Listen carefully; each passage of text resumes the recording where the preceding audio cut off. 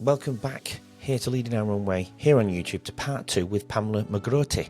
If you missed part 1, pause this video and go watch it first. Trust me, you need the full story. We've explored Pamela's spiritual awakening and her journey as an empath. Now we're diving deeper into the practical side of transformation. How do you actually build a business around healing? What does it really take to help others when you're still healing yourself? Pamela's getting raw and real about the challenges of turning your purpose into your profession. This is where inspiration meets reality. Here's Pamela and myself for part 2 of Leading Our Own Way. I can kind of feel that's where I needed to find my purpose, and that's why I did the book and I did the podcast, and I wanted to meet people like yourself who are making changes in their life to worth sharing to other people so we can help those people understand. And it's like an ongoing circle, isn't it? But with you, so what are you doing then?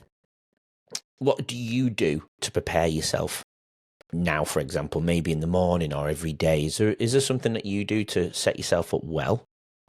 To be honest, for a long time, a lot of years, I've did meditation.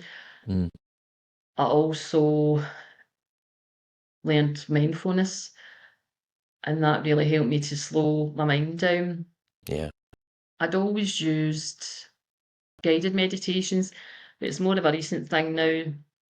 I've discovered to develop your brain to a better level, really more, I suppose, for, I mean, it could be for anything, but more for, I'm thinking the kind of psychic side, to do like silent meditations where you get into yourself and you can use certain things. But I'm starting to do that sometimes now, doing the silent meditations and thinking more about during the day, trying to make sure you can meditate just during the day, just as you're going about your tasks. And I'm starting to feel a lot more connected. I've always been able to really pick up on what other people are thinking and feeling, and I thought everybody could do that. That was kind of something else, I think, with me. I thought that everybody had these skills, but I realised they don't.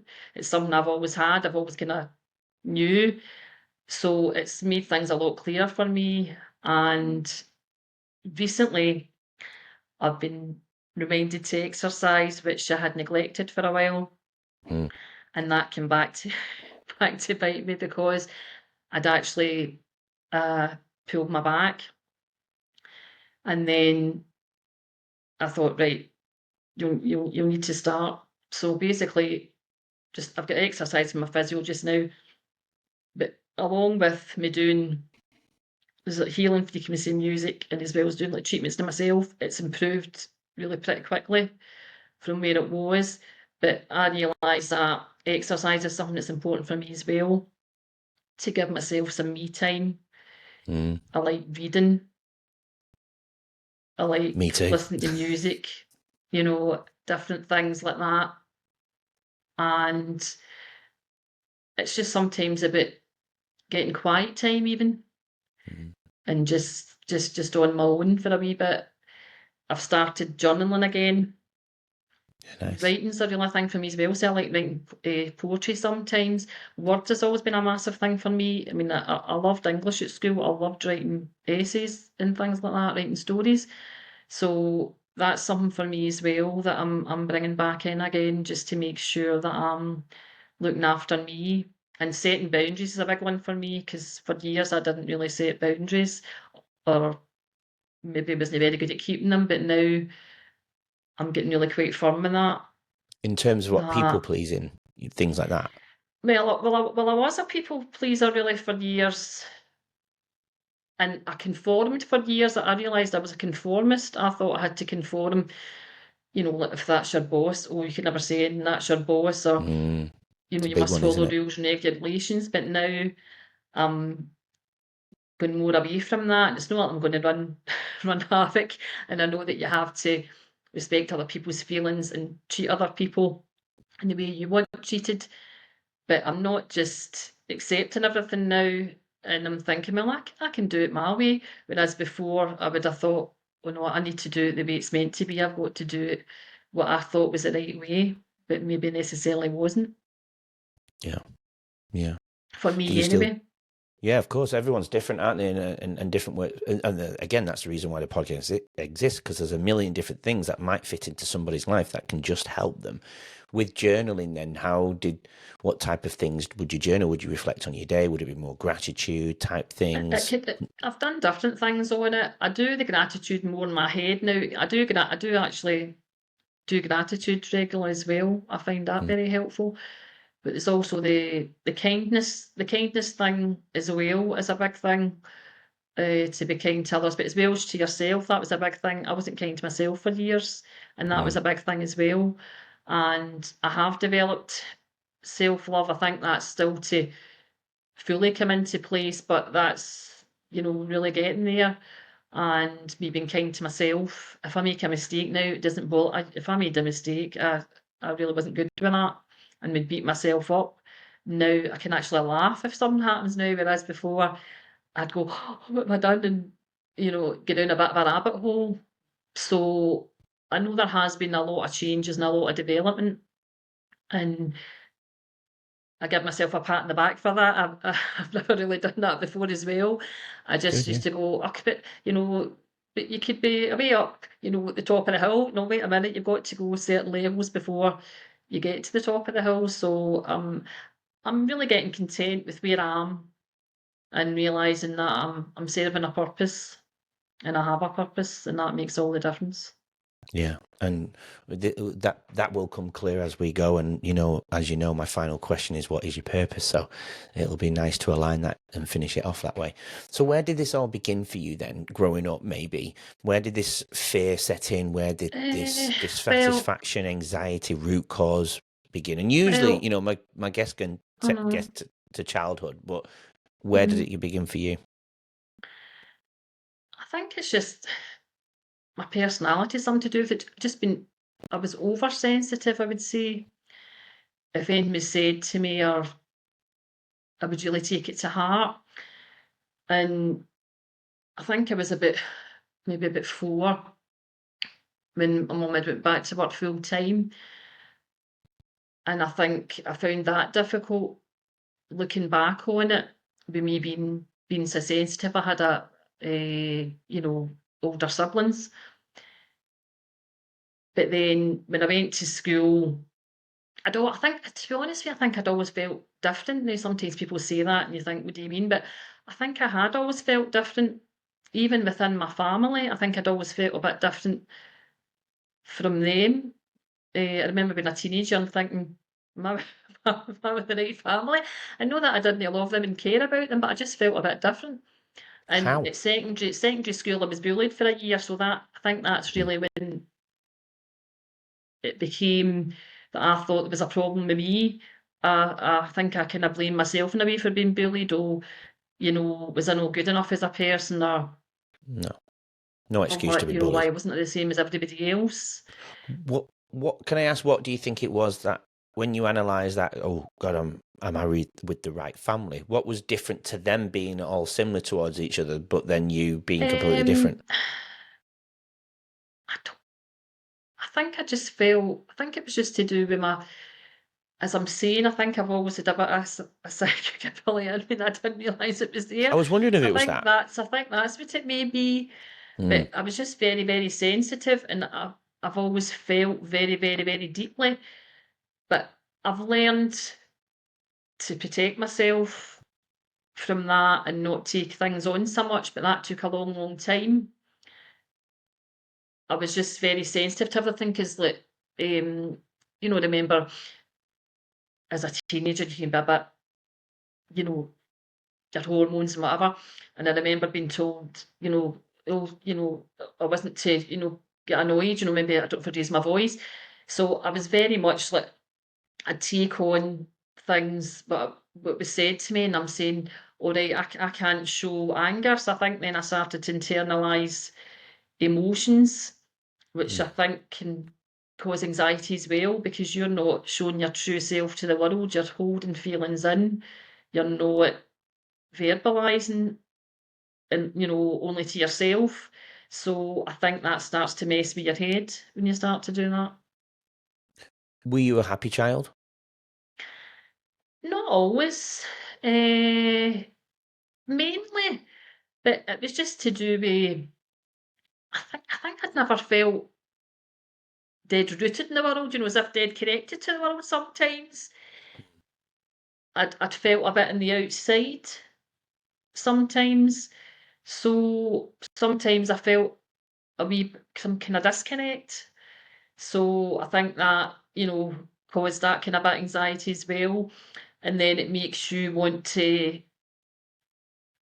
like withdraw a bit more and maybe not do certain things and just say, oh well, I want to stay in my safety zone, which obviously doesn't help you grow as a person either. Did you have a lot of close friends? I don't have a lot of close friends. I do have I meant as a child, sorry. a no, I did have friends, but not a lot of friends because I think I was actually looked on as different to some children. But that's because, they didn't maybe have like sensitivity or I think I've always had empathy since I was a child. Mm-hmm. And I've always felt really deeply, and I think other people can. And then when you start to internalise, you start to build up a bit of a wall. So I think that people can view that as you being a bit standoffish or not really being friendly, but that's really just to do with you not outwardly able to verbalise how you're feeling and just be yourself. So I think that causes a bit of a barrier. I mean, there was a few friendships when I was younger. I kind of, finished myself because I thought, okay, no, I don't really want to be with these people. But then I didn't find it easy maybe to connect in with other people. Yeah. So that was a So kind of factor. understanding what you know about being, the psychic side of things now and that spiritual side that you've assessed, when obviously you probably didn't know it at the time, but now when you look back at your childhood, what sort of psychic traits do you think your young Pamela had then? I think I didn't see anything. I mean, I never Hmm. saw anything, but I think I felt things at times. What were some of those things you felt? I remember being in my granny's house and, it was just kind of shadows in the wall, traffic passing, but I just had this feeling that just came over me. And I think actually maybe I sensed a spirit or something, but I didn't know what it was. And I just started getting really, really frightened. Mm, And I just really didn't feel comfortable. mm, I've had that feeling not an awful lot over the years previously, but I had at times. I think I just really blocked myself and thought, no, I'm, I'm just not going there. yeah. I mean, never insane, but I think I've always felt very deeply, Hmm. and I'd always had a bit of a kind of fear of death. At one time, I used to have a kind of bit of fear of death, or I'd a real fear of spirits. But I think that was because I've maybe always had the ability to tap a bit into that, and something at the back of my mind was kind of kicking in. But Yeah. there's people that from childhood have saw things in that. I didn't. It was more a feeling way, just like feelings. Have you ever, since opening those doors, have you ever felt or seen anything then? I have, yeah, I have. Not all the What time, not all the time, but I have. There has been a few experiences. can you share some? Um, well, there was an experience with sound. I was in my work and I heard this noise and it was reverberating across the floor because you can get sound as well, Mm, no just kind of saying things. And I'm like, what is that? That's no the wind. And it was this reverberation going across, and I was just sitting and I could just feel this going across across the floor. And I thought, what is this? So it was quite difficult for me because I'm quite analytical. mm, And it took me a while to kind of get my head round and accept because I was kind of still fighting against it for a while. I've saw orbs sometimes. I mm. saw my dad's, passed away like 5 years ago. I saw his face in an orb one time. Uh, Wow. Where was that kind that of in thing. your? Uh, no, it's just like kind of, like light, but I definitely saw his face, and there was once it was I was a wee bit, oh, was I sure of that? There was once I was lying in my bed and I felt the cover moving. There was nobody moving the cover. I felt it was like air and a feeling of movement, and I went, and I must admit, I mean, I think I'd act differently now, but I was like, I'm not opening my eyes. I'm not opening my eyes, you know. And I know I kind of protect from someone. I was like, I'm doing this simple, you know. But Wow. I actually didn't, and you know, you can actually speak, you know, you can actually speak and say, you know, who are you kind of thing, but I just kind of was like, oh, you know, but I didn't get the feeling it was, you know, felt as if it Dangerous. was actually one of my relatives or something coming in, because I have felt that at times. There was a Mm. time when I had really, you know, anxiety and depression, and there was one time where I felt a bit kind of, you know, really quite low, and then kind of all these kind of orbs come in, you know, and I felt all this really beautiful sense of, you know, love coming in, you know, so that there definitely has Yeah, been wow. experiences that's been, and I really was. I just says to myself, no, there isn't anything like that. There's nothing like that. I was very much so. I really had to get my head around that and accept that, which I found quite difficult for a while. And does But anyone ever come through and speak to you at all? no, I can get messages in my head, you know, things come into my head, but it's more I feel coming from like what I would term as my higher self. Yeah. But I have had things coming in at times that I feel that it is from God, the universe, whatever, you know, messages, you know, giving me encouragement or telling me as if, because I get more of a sense of things than that. You know, sometimes I've had a sense that, right, I need to do this. I've been told that I need to do this or that. My intuition's increased a lot through this process, What has, and sorry? I'm trusting that a lot more. My intuition.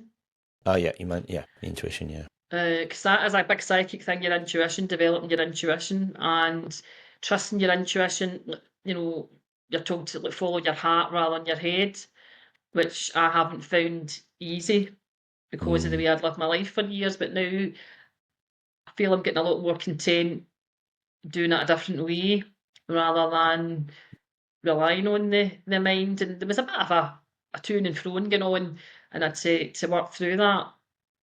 But yeah. I definitely do think there is things, and I would never have said that before, but I do definitely think there is a kind of spirit with all different things. I definitely do think there is, and I think it can be helpful to help I agree. you within your life as well. But Well, it's everybody's choice what they do, what they don't want to do. I don't have any problem with people say they don't believe in spirits. I don't mind that at all. oh, look, a medium, I've had a psychic on here. It was phenomenal what she did live on camera, and it's all there for Mm. people to watch. And on the Oh, pre-chat, Renee, I wished I recorded it, but my reaction, there's always a level of being skeptical, I but know, I know.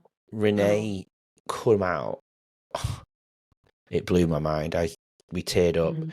but she said to me because she was still going through that journey where she doubts herself I in know. that area, and she'd had it strong since a child, but it'd been suppressed.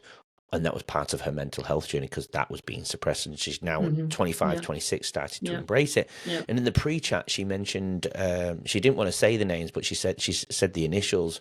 Two people were coming through that were Right. connected to me, and it Yeah. was P and J. I was like, P and J. I'm like, nah. And she saw Mhm. my reaction. There was nothing like P and J because to me, in my mind, P and J is not personal or attached to me.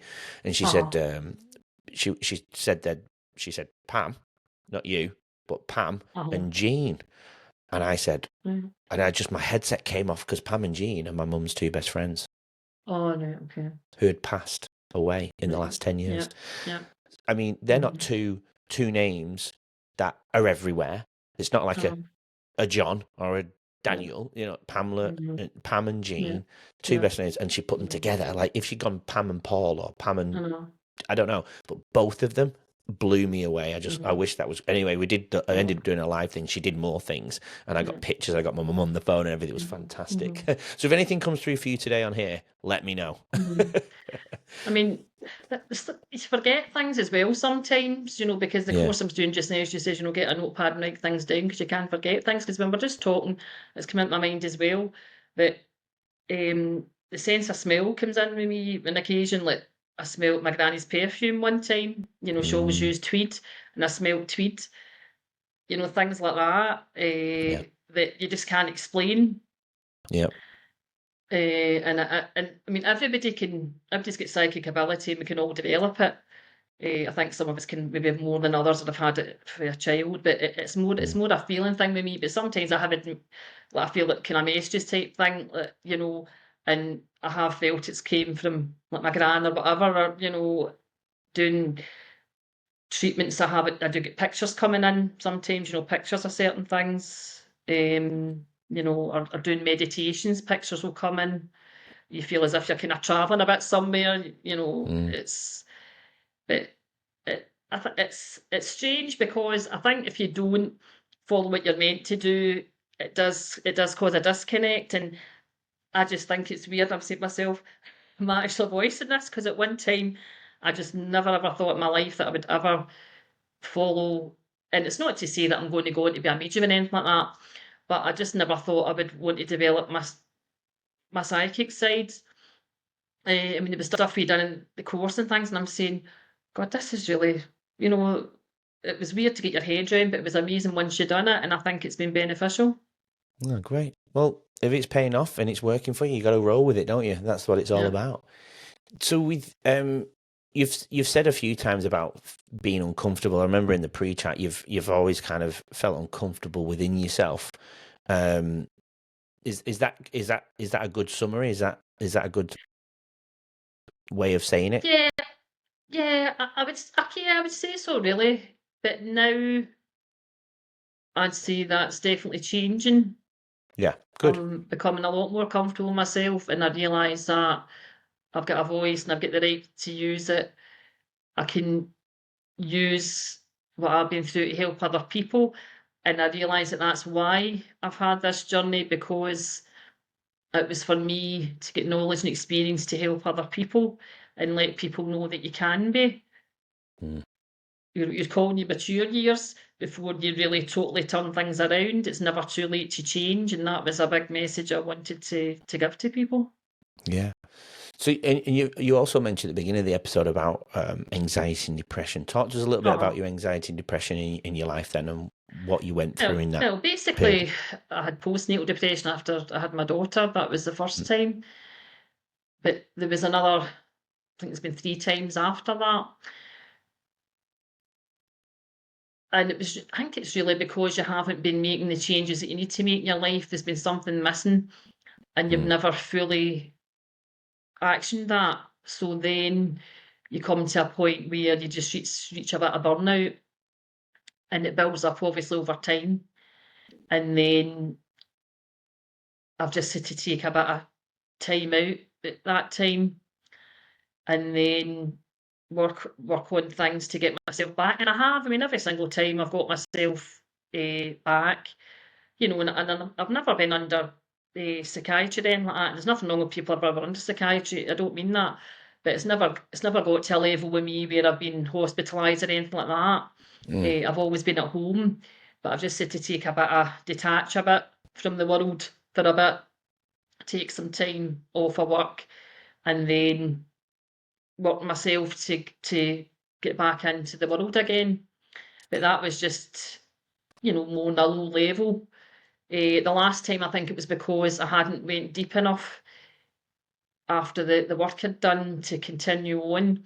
And then confidence is a muscle, Mm. self-esteem, it's a continual thing, taking action. So then that dips down again if you haven't kept taking the action. So I think that's what happened the last time, that I hadn't done fully what I needed to do. I'd went so far and then I'd went, oh, wait a minute, and withdrew. But this time it's different, and it has been different because I've been challenged through the course I've been doing. Things have come up for me and I've worked through them. And I know it's just keeping taking action, keeping taking steps forward. And I have built emotional resilience, which I think I hadn't really ever had, that will help me keep moving forward. For anyone that is listening and has got somebody in their life that is maybe going through light depression, not light, that's probably not the right word to say, but some form of depression, because there's no ranking on trauma, there's no ranking on, it's all relative, isn't it? When we're going through a dark space, it's dark nevertheless, no matter why they're in that space. What were those, well, before I go to that question, because I want you to give some insights to how you pulled that, what were those few small steps that you helped you get out of your depression? But you said you've went through depression maybe 3 or 4 times after giving birth to your daughter. How was all the depression very similar, or were they significantly different in the depth that you went? Join us tomorrow to hear more from today's incredible guests and learn valuable insights to help you lead your own way. Don't forget to subscribe. We'll see you then.